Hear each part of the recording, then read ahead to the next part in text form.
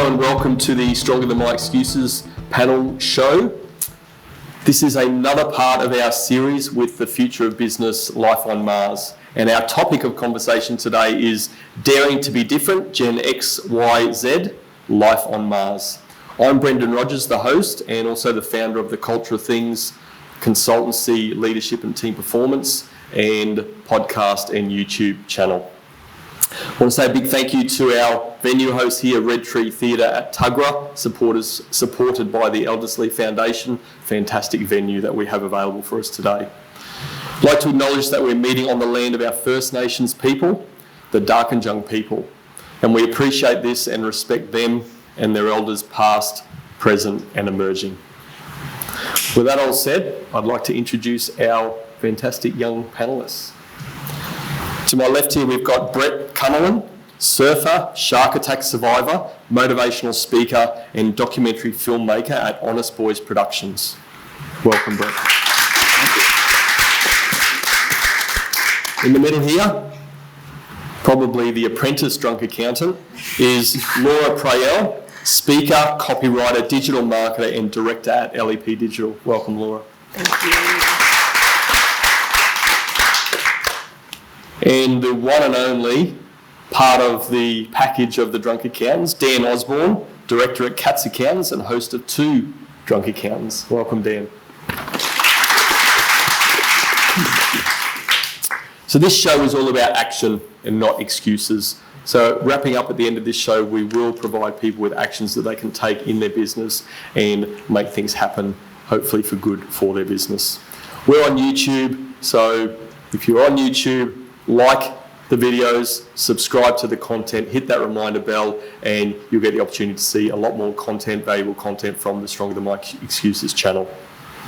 Thank you to all of our sponsors, and once again, you'll see their logos on the screen on the video. Let's get into the conversation.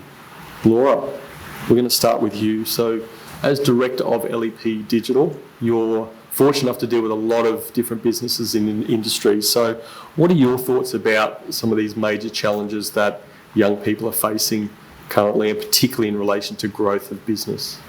Yeah, thanks, Brendan. It's a really interesting question because I guess it depends how you define a younger person, and I guess for each of us that might be something different and conjure up a different image in our minds.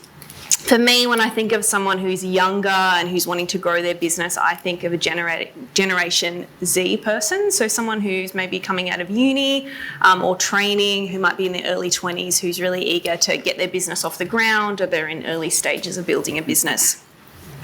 So while LEP Digital doesn't tend to deal with that type of business owner, I've done a lot of mentoring in my past with university students and with government training organisations to talk to young people about what the challenges they are that they face. And overwhelmingly, there's a lot of real and often hidden challenges, especially for young female entrepreneurs in building and growing their businesses. And it comes down to 5 key challenges. So the first one is less access to professional networks. So that continues to be an issue for young people. The second is less access to capital, so working capital, grow their business to get investors on board. The third one is they tend to have lower confidence, which I guess is wrapped up in some of the other issues that I mentioned earlier. Gender bias, unfortunately, becomes an issue with young people in business. And finally, less visibility. So I guess there's less representation of young people in business in Australia, particularly for women. So I think that does play into some of those challenges. You know, if you can't see people out there like you who are building successful businesses, I think it does, I guess, play on your mind a little bit. You know, can I do this and will my business survive? Yeah, absolutely. Thank you for sharing those points, Laura. Brett, in relation to your own business, what are these challenges that you faced in trying to take your business to the next level? Yeah, I think it's interesting, and hearing Laura touch on a few of those points that I've definitely encountered as sort of barriers or obstacles that you've got to overcome, especially when it comes to access to resources. Confidence is a big one, and other people having confidence in you as a young person to deliver what not only you want to deliver, but what they want to see as well.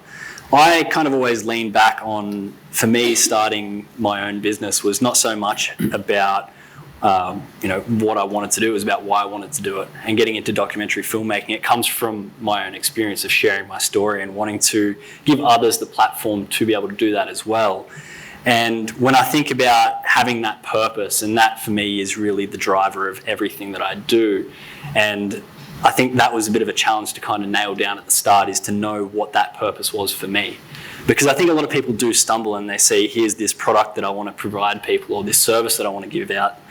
And you see that there's a demand there and you want to provide that. But if you don't have the purpose within yourself that that's something you want to do, then it is hard to sustain that long term and to grow it to that next level that you speak of. So when I look at my own experience, it was really about saying, well, do I want to be doing this in 10, 15, 20 years' time? Because I think a lot of people, especially younger people, and I reflect on my own experience in the workforce. I haven't, when I joined the workforce, I think I started working in 2009, 2010. Since then, there's been no recessions. It's really only been a lot of success and growth. So we haven't been through those challenges, and a big part of knowing that you are looking at providing something long-term is knowing that there are going to be challenges and trying to work through that. And if you have the purpose to be able to do that, then that's a key, I think, to help something succeed. If you don't mind me asking very quickly, what is your purpose? My purpose is to use my story and my experience to help other people in whatever way, whatever capacity I can, whether it be through different perspectives or just looking at life in a different way to, I think, a lot of people to what we do and what we get comfortable looking at life. Fantastic. Thank you for sharing. Dan, you've got probably both angles you can look at. You're a young person, you've got a young mate that you work with in growing Cats Accountants, and you're also working or helping other young people in business as accountants and business advisors. So what's your take on this? Yeah, I couldn't agree more with both of what these guys have said. Working capital is particularly a difficult one for young people. Traditionally, you've got a business idea, you go to a bank or approach someone and say, I want to borrow this amount of money to get this thing started. And they say, great, what collateral have you got? Well, guess what young people have less of now is their own home. And guess how likely that's going to be? Well, not very at the moment. So it's particularly hard for a young person to get that, whereas someone of an older generation, when it might have been that younger people at a greater percentage owned their own home, they could use that to fund a new business, which people can't do now. Purpose, absolutely. I think young people these days are very driven by the purpose. That's what they start a business for. It's not so much about I just want to create myself a job. It's I want to create myself a purpose and live to that every day. So I think, yes, there's all these challenges, but I think there's also a lot of opportunities. Being a 32-year-old and owning a business with another 32-year-old, I think we were uniquely positioned when COVID started. We'd been forward-thinking as an accounting firm for a number of years, and so all of our systems were online. Everything was on the cloud, ready to go. So when COVID happened, we picked up a laptop, we went home, and we were able to continue to help our community and all of our business clients continue and support them without having any downtime. And I think that's something that maybe older generations didn't have that we do have. Mm-hmm. Yeah, absolutely. Very good points. And I think that the thing that comes through, and all of you guys have touched on, is that purpose-driven need around organisations. And I guess the fancy term they use is corporate social responsibility and those sorts of things. So very, very strong and ingrained in the younger workforce. Dan, I'm going to stick with you. Around this looking to the future in business, like what is it that young people are looking for, for their business and even in their clients moving forward?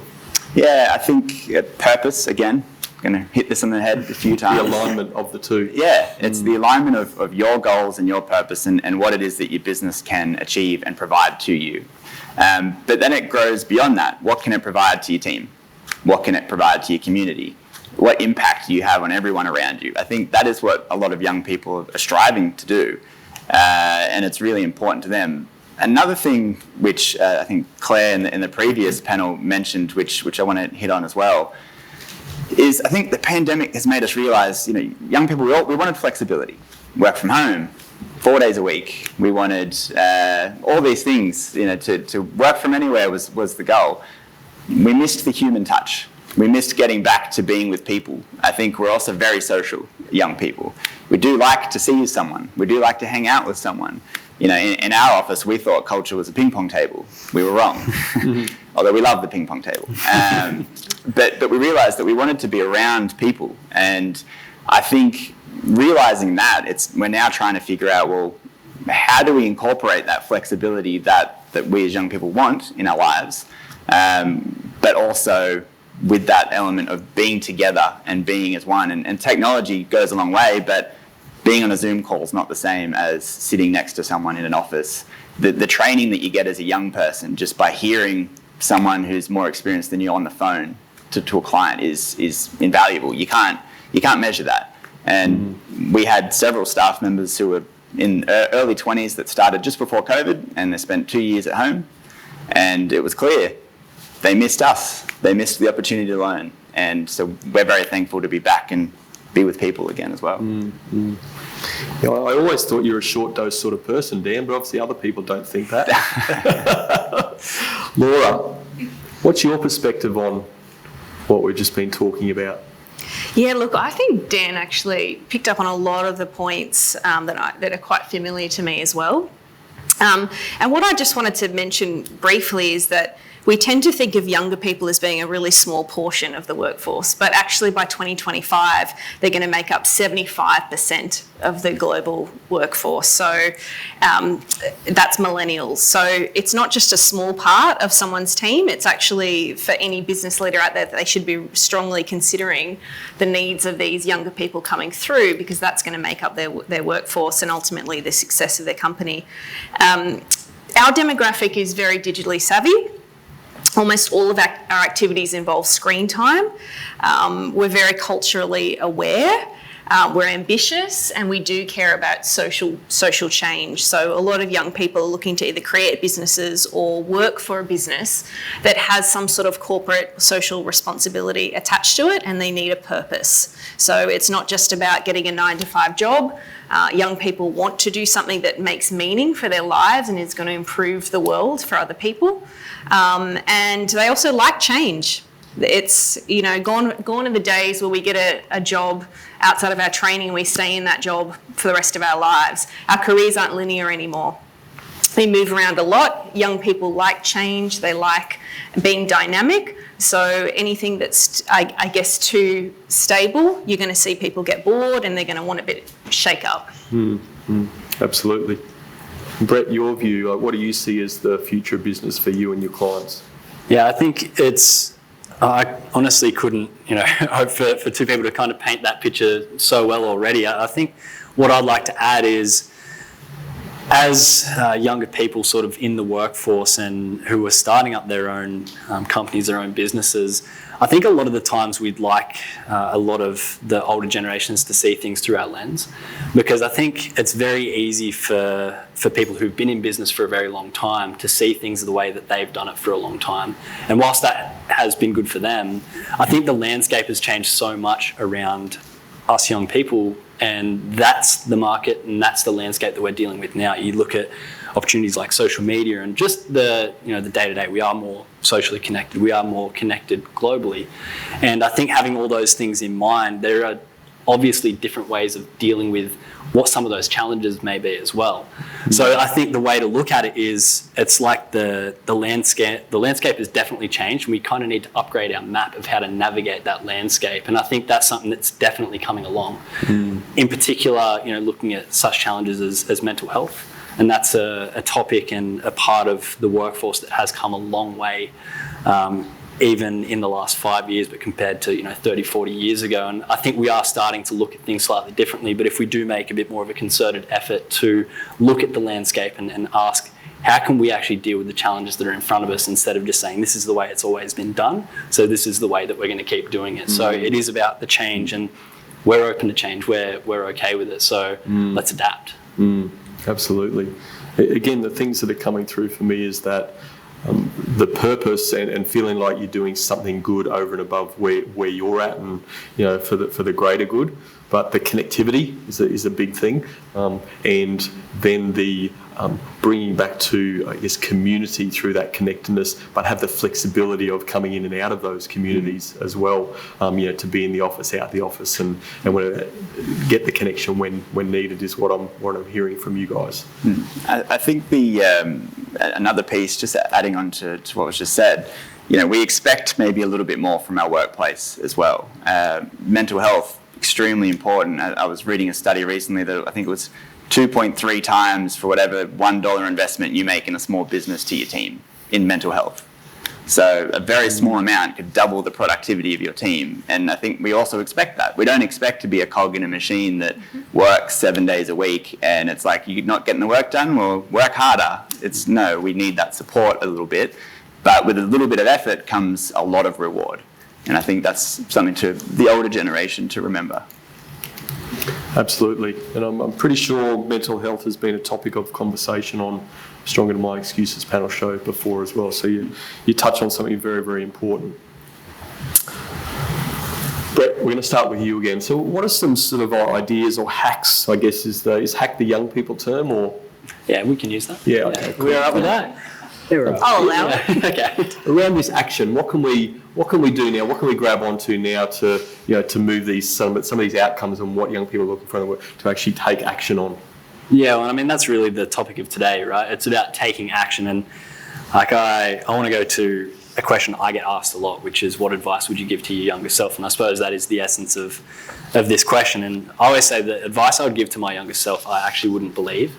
My advice is one that is through my own experience, which is that life is short. We only have one chance at it, and to do things, to not regret things. And that's the biggest and oldest cliche in the book, but it's a cliche for a reason because it's absolutely true.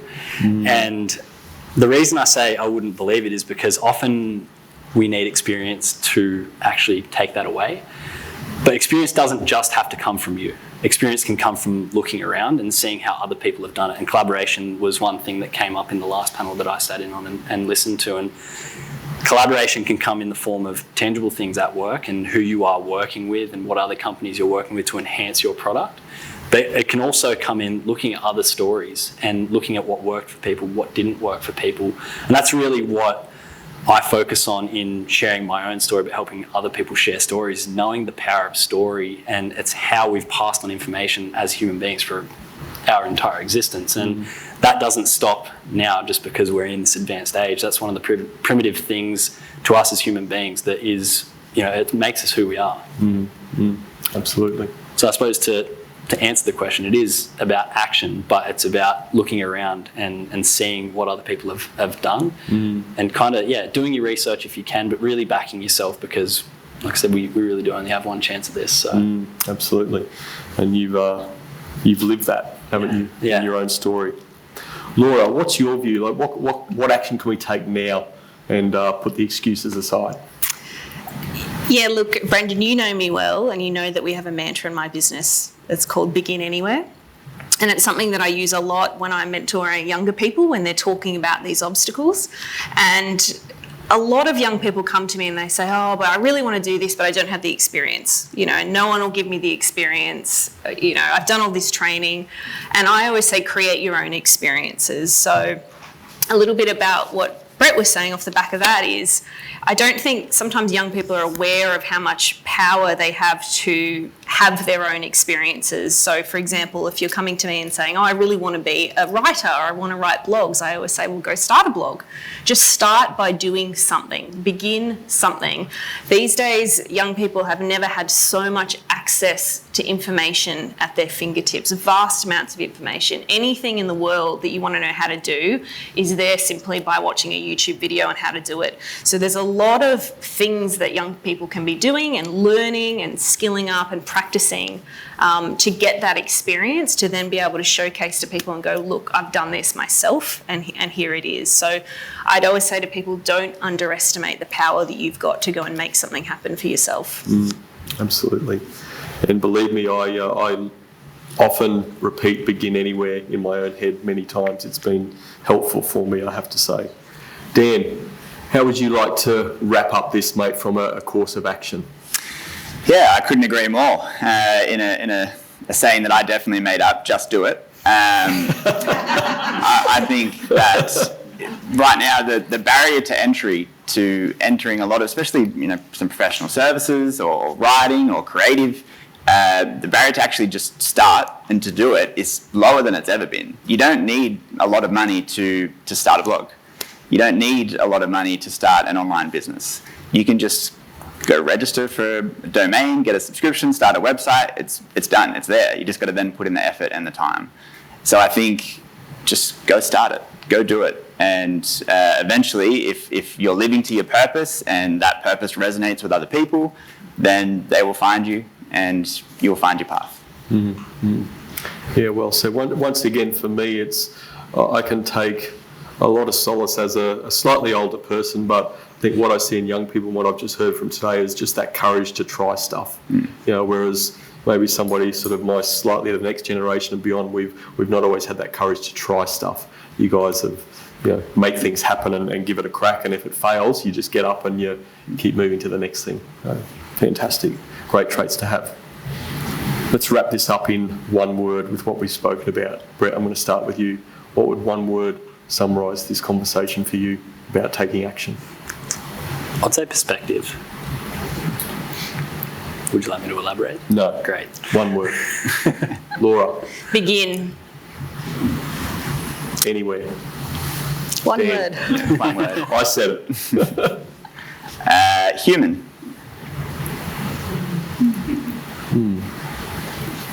Fantastic. Well, once again, I've been very impressed by some young people who I've known these two for quite some time. I've only met Brett today, but he has an absolutely fantastic story, I have to say. Thank you guys for all of your insights and your contributions today. It's always refreshing to hear all these different perspectives and certainly views from people like you, successful people like yourself. So well done. Thanks again to Red Tree Theatre here at Tuggerah, supported by the Elderslie Foundation. Fantastic theatre, fantastic venue. Remember, we're on YouTube. It's our main platform. Search Stronger Than My Excuses. Subscribe to that channel. Hit the reminder bell. Like the content you're seeing, and the feed will process. You'll see far more of the content. We're always here to tackle more views and other issues. There will always be more Stronger Than My Excuses shows and panel conversations. I'd like to, again, thank our guests. Brett Connellan, thank you. Thank you. Laura Prael, thank you. And Dan Osborne, thank you. And once again, I'm Brendan Rogers, your host, founder of the Culture of Things Leadership and Team Performance Consultancy podcast and YouTube channel. Thank you very much for watching another episode of Stronger Than My Excuses show. We'll see you next time.